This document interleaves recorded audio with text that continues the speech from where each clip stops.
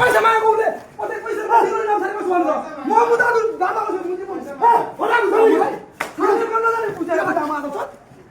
मैले बुझाउने दादा आउँथ्यो मुदा पैसा मागेको पैसा नदिने भएर सुन्दा काट्यो नियममा के छ सारा नियम आउँछ मलाई बसेर पैसा मागेको पैसा मागेको उसले मैले पैसा नदिएर हो मेरो सुन्दा काट्यो बुझ्यो मागेको पैसा के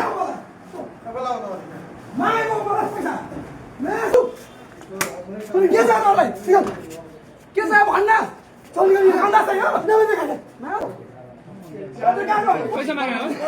पैसा मागेको मेरो नाम रोशन गरियादव होइन जग्गा चाहिँ होइन सुन्नु पहिला कुरा मेरो पुरो प्रश्न सुन्नु नाम परिचय दिनु अनि कुरा गर्नु त्यो नाम बोल्छ आफ्नो ठाउँमा आउँछ मेरो नाम रोशन गरियादव हरपदस 20 घर हो जग्गा चाहिँ हाम्रो हजुरबा 3 जना दाजुभाइहरू हुन् 2 जना मध्ये 3 जना मध्ये एकजना सन्तान मेरो बुवा अब 2 जना हजुरबाहरू खसेर त्यसो माइलो भाइको नाममा दर्ता गर्नु छ भनेर अहिले चाहिँ सूचना कुन आधारमा काट्नुपर्छ मेरो बाबुले त हजार खाना आइरहेको छैन उसले उहाँकै भाइको नाममा दर्ता गरिरहेको छ नि त त्यसको लागि सूचना काट्नु कुनै कारणै छैन मृत्यु दर्ता छ वाटाबाट प्रमाणित छ नगरपालिकाले प्रमाणित गर्छ किन काट्यो होला के लाग्छ त्यही त नि के अरे यो के भन्छ त्यसलाई त्यो दलालहरू आउने भएन डाइरेक्ट पैसा कुरा हुनु सकेन निसन्तानबाट निसन्तानको क्योंकि प्रमाणित गरेर काम लिया गयो भने वाडा से सिफारिश करा के बोलो के बाले बच्चा नहीं कागज पत्र सब टंच को कति नंबर अपने के बोलो ना तो 20 नंबर है अपने घर तो सब कुछ डॉक्यूमेंट पूरा था डॉक्यूमेंट हमर बात है तो कदी कहता लो कभी से सिफारिश बना 35 दिन में आदमी काटू छ तो अपने के हिसाब से काय करथिलो का लागता यो के बाल बच्चा नहीं खे तो बाल बच्चा खैर हो गल लेकिन यहाँ ई काटे के कारण का अब लोग समझाओ कथि बताएं जैसे ये लोग सब कागज पुगता पैसा खातिर कटले लोग के लोग इनकर अनुमान अपने काट अनुमान नहीं यार मोला है बस लो हां बड़ा हम सब चलो नहीं सब खिचा जाते नहीं बात कर जरा कर चालू पैसा दिए त काम हो जाए ना पैसा दिए काम हो जाए ल तू काम हो हाकिम तल कर्मचारीको तपाईँ हुनुहुन्थ्यो हैन सूचना काट किन काटिस भनेर सब उहाँको डकुमेन्ट पुगिरहेको छ त्यही पनि तपाईँ सूचना काट्दिनु भन्नुभयो निसन्तान छ के त्यो वडाले प्रमाणित गरेको छैन वडा प्रमाणित गरे पनि हाम्रो कार्यविधिमा सूचना छ त ए बाबा वडाले प्रमाणित गरिसकेपछि तपाईको त्यसले मात्र पुग्दैन हाम्रो हेर्नु न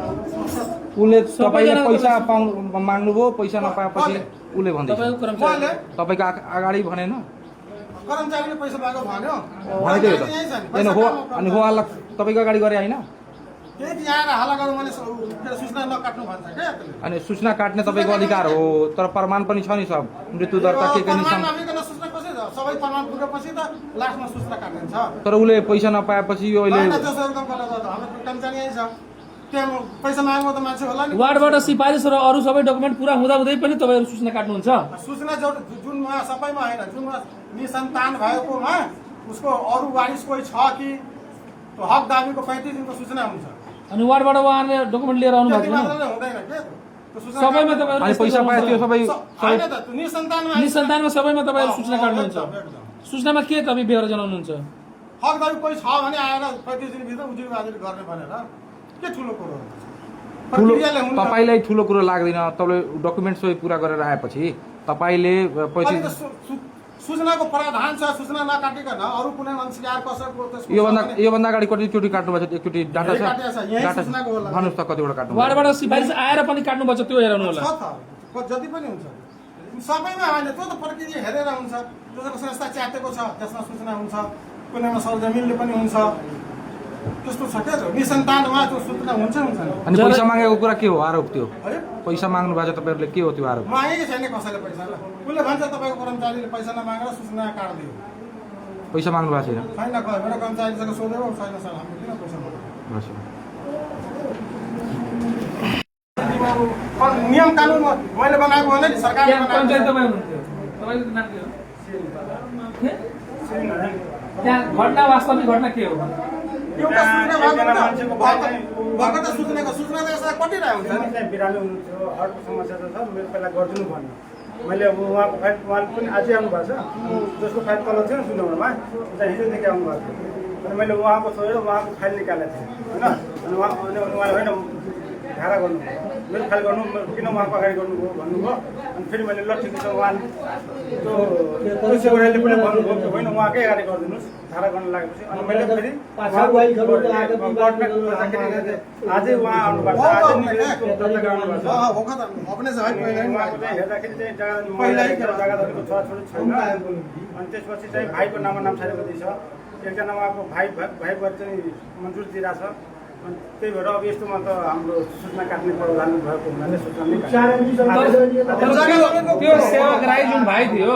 उसको भनाइ छ त्यहाँ 4-5 वटा फाइल दियो माथि मेरो फाइल दियो मेरो फाइल साइड गरिदिनु भयो तलको काम गरिराख्नु भएको छ कतै न कतै यसमा लेखनदासहरू चाहिँ आएन मेरो काम लिएर आएन त्यो सेवक राई पनि अनि यसमा सेवक राईलाई जाने जाने यहाँको कर्मचारीहरू दुःख दिइरहेको छ ताकि भोलिको दिनमा फेरि सेवा त्यो के भन्छ लेखा पढी व्यक्तिहरू चाहिँ आएर फेरि उहाँहरूले काम पाओस् भनेर यो सबै तपाईहरु कर्मचारीहरूद्वारा नै योजनाबद्ध तरिकाले गरिराख्नु भएको छ उहाँको फाइल भन्दा जस्तो फाइल म लिन खोजे आएर गर्न खोजेको थिएँ नि उहाँको सेवा राई पनि यही हुनुहुन्छ होला उहाँलाई सोध्नुहोस् गएर उहाँको रानी देवी भन्ने व्यक्तिको फाइल मैले आएर ल्याएको थिएँ किनकि उहाँको चाहिँ घरको समस्या थियो त्यही भएर अगाडि गरिदिनु भन्नुभएको थियो त्यो उहाँको फाइल लिएर म अगाडि गर्न खोजेपछि उहाँले झारा गर्नुभयो अनि पैसाको लेनदेनको कुरा हो यो के हो कतिको सत्य हो निराधार हो सर निराधार हो मान्छेसँग सोधिहाल्नुहोस् एक्लै उहाँसँग धेरै मान्छे बसिरहेको त्यो हिम्मत छ उहाँको पैसा माग्न सेवक राईसँग सोधिहाल्नुहोस् रानी देवीसँग सोधिहाल्नुहोस् अहिले यहीँ हुनुहुन्छ